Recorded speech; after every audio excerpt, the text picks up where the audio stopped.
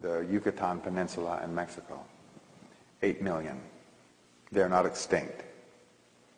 Not a lot of them follow their ancient traditions anymore, but some do. Then there's another calendar, another Mayan calendar. This calendar was celebrated every single day. Every morning, there was celebrations. Yeah. Question. Microphone, please. I don't think so. Oh, there it goes. You just made a statement about 5,000 years. Yes. What are you basing that on? What kind of statement is that? What is that? The 5,000 years? Yeah. It was from the pre-classic, and then the classic period, and then the civilization crashed and then went on into the post-classic period. So it was the blending of the Olmec and the Maya.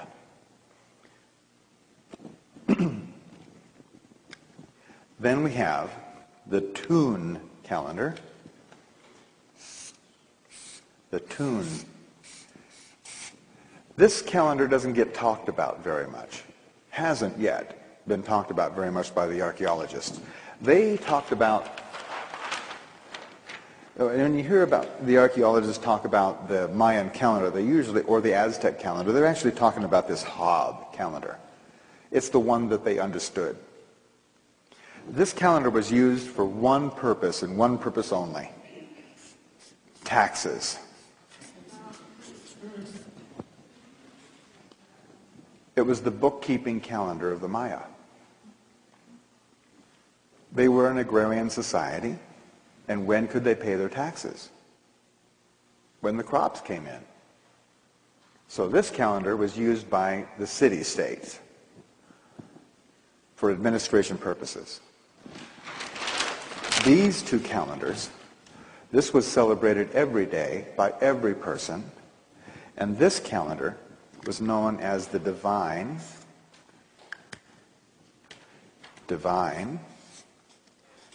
or prophetic calendar of the Maya. You heard about the Mayan prophecies and how phenomenally accurate they are and have been?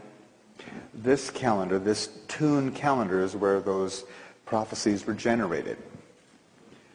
It is a 360-day calendar.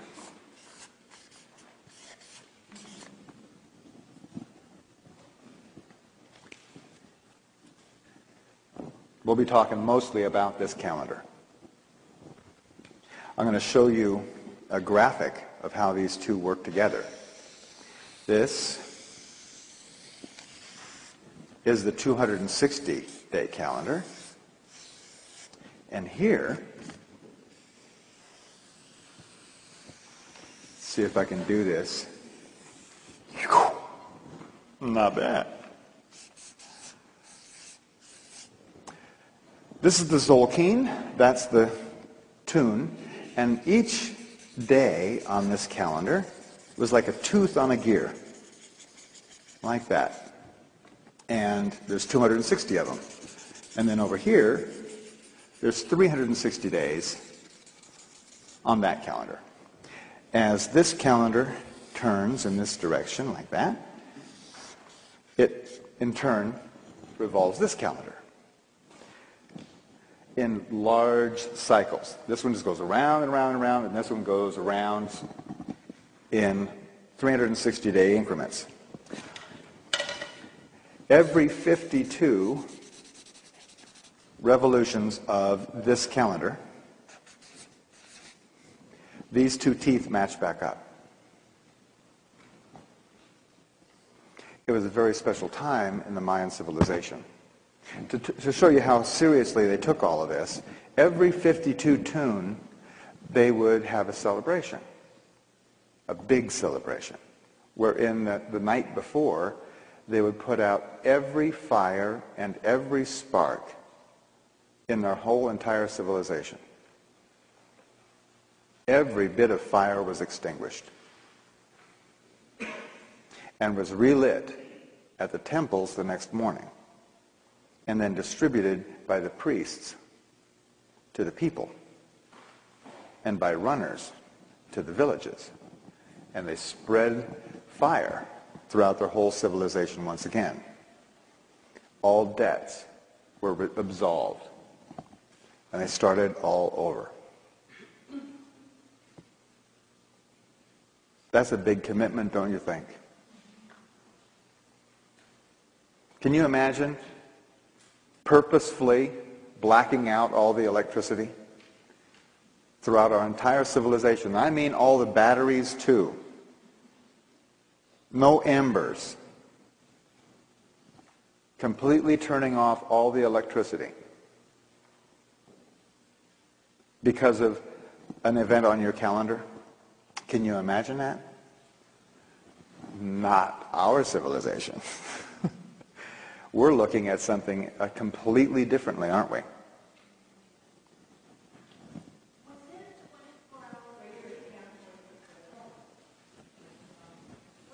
When they put out every single fire, was it a 24-hour period that they went from? Like, how long a period was it that you said, like, from, was it dawn to dusk or what?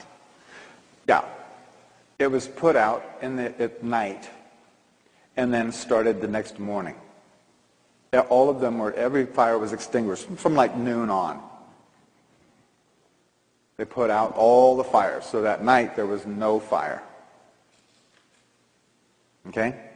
By the way, an interesting point that I'll touch on it now. We may cover it a little bit more in depth later. The Maya divided each day into 13 hours, not 24 hours. 13 hours. And then they divided those 13 hours, notice 13 intentions. Then they divided the 13 hours into what we would call minutes. Then they divided those 13 minutes into what we would call seconds. And then they divided those 13 seconds by 13, and that by 13, and that by 13, and that by 13, and 13, and 13, and 13, to where every single moment was individually divided by 13. Infinitely. That was their understanding. So, this was very, very central to the Mayans' understanding. Note, there are no planets or moons or anything going around our sun every 260 days. There are no planets or moons or any objects going around every 360 days either. Although I guess it's a coincidence that every planet and every galaxy throughout the whole universe, all of them spin in 360 degrees.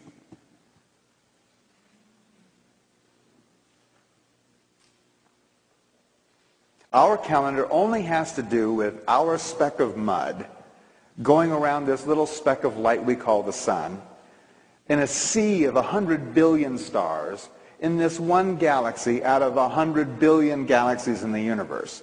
So how big is our calendar?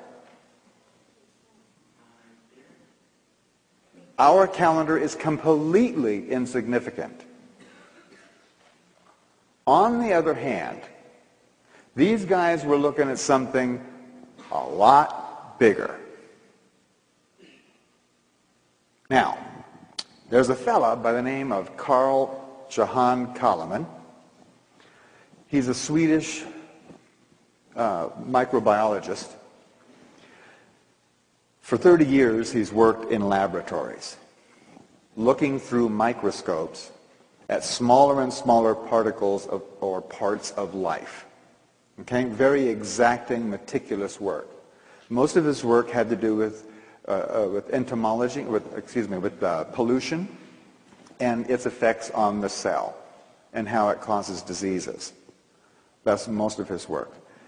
And he was inspired by a visit down to the Maya lands to start studying the Mayan calendar. He took it up as a hobby to begin with, but he started studying it with his clinical techniques to find out what he could prove about the calendar rather than what he thought or conjectured about the calendar, which is what's all been going on so far. All the archaeologists have their own idea, and they kind of match up with other people's ideas about what this was all about. Mr. Coleman took a different route. I myself am an artist, a sculptor.